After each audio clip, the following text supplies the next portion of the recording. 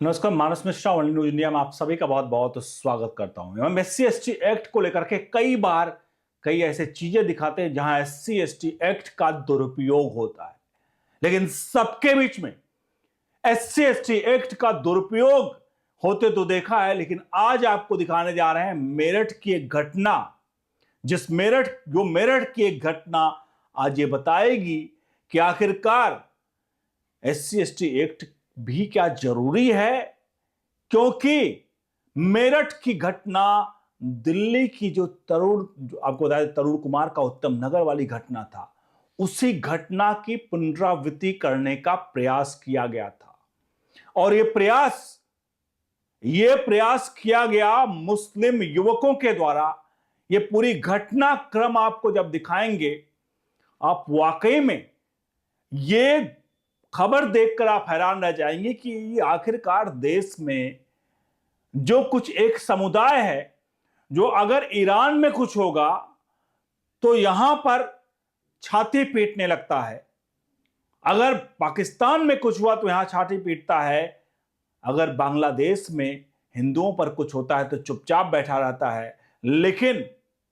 लेकिन यहां पर ही हिंदुस्तान में वो किस तरह से रहता है जब हिंदुस्तान की बात आती है, आज आपके होश उड़ जाएंगे, क्योंकि ये मेरठ की घटना बहुत ही सनसनीखेज है। और ये घटना वाकई में हमारे समाज के लिए बहुत बड़ा चिंताजनक है कि एक खास लोग समाज में बैठे जो केवल और केवल वैमनस्यता और देश की खिलाफत में ही क्या हमेशा खड़े होते हैं।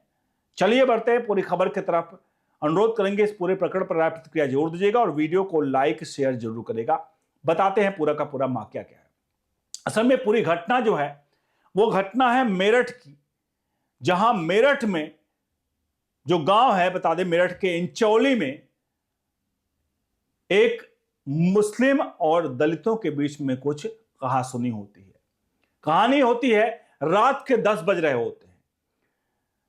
एक मुस्लिम, एक जो शेड्यूल्ड कास्ट की बस्ती होती है दलितों की, उस दलितों के बस्ती के बीच में एक चौराहा होता है। उस चौराहे पर 10 से 12 लड़के इकट्ठा होकर के रात 10 बजे रील बनाने के नाम पर शोर शराबा और बहुत कुछ वहां पर देखने को मिलता है।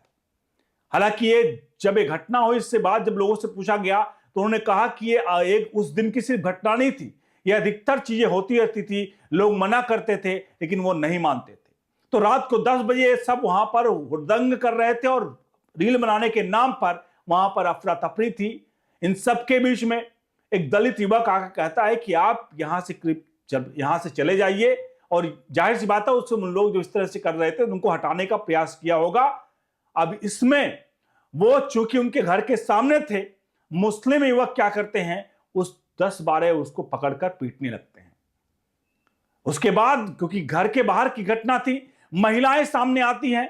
महिलाएं चूंकि 10-12 जो मुस्लिम समुदाय के लोग थे वो उसको पीट रहे होते हैं, तो महिलाएं किसी तरह अपने जो वो है अपने परिवार के जो है उसको खींच करके अपने घर की तरफ ले जाती हैं। और जब ये घर की तरफ ले जाती हैं, उससे पहले 112 नंबर पर दलित परिवार के लोगों ने फोन कर दिया था। यह सब घटना चली रहा था कि पुलिस के 112 नंबर की टीम आई और महिलाएं उस व्यक्ति को घर में घसीट कर ले जा रही होती हैं। और इस दौरान जो मुस्लिम समुदाय के लोग पत्थरबाजी के साथ साथ फायरिंग शुरू हो जाती है। ध्यान रखिए, फायरिंग शुरू हो जाती है। दलित समुदाय के लोग कह रहे हैं कि फायरिंग में किसी तरह से उनकी जान बची।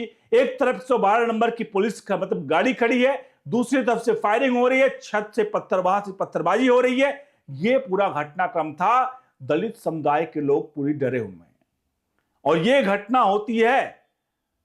पुलिस किसी तरह से मामले को शांत कराती है, लेकिन अगले दिन फिर सुबह जो मुस्लिम समुदाय के लोग दलित परिवार के घर के सामने ट्रैक्टर लाते हैं, तेज उसमें आवाज में वहां पर गाना बजाते हैं। और गानों में ऐसे गाने होते हैं जिसमें जो रगड़ों से टकराएगा वो खून के आंसू रोएगा। इस तरह के उत्तेजित गाने बजा करके उनके खिलाफ एक बार फिर से उकसाने का प्रयास करते हैं उनके घर के सामने।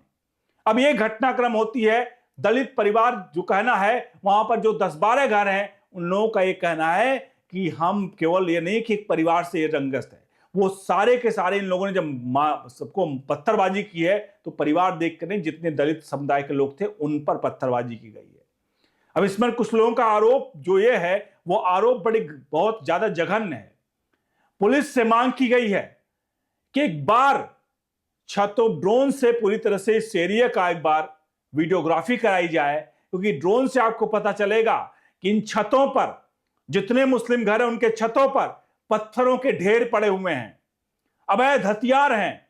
एक बार ड्रोन से जब इनकी पूरी तहकीकात होगी चारों तरफ से, पता चल जाएगा कि मुस्लिम समुदाय के लोग आखिर पत्थर क्यों रखे हुए हैं। आपको याद होगा दिल्ली दंगा 2020 का, 2020 के दिल्ली दंगों में भी यही था। घरों पर छत जो पत्थर, पेट्रोल बम से लेकर बहुत चीजें देखी गई, और यहां पर भी यही घटनाक्रम देखने को मिल रहा है। अब इस पूरे घटनाक्रम में पुलिस ने संज्ञान लिया है, और संज्ञान लेकर के इसमें जो आपको बता दें, उसमें कम से कम जो पीड़ित हैं जिनका नाम मोनू है, उनके तहरीर पर 8 लोगों पर नामजद मुकदमा दर्ज किया गया है। 15 अज्ञात लोगों पर हत्या के प्रयास का और बलवा का मुकदमा दर्ज किया गया है इन लोगों पर। और यह पूरा घटनाक्रम है, और एक बार फिर से दिल्ली का उत्तम नगर दोहराने की यहां प्रयास किया गया है।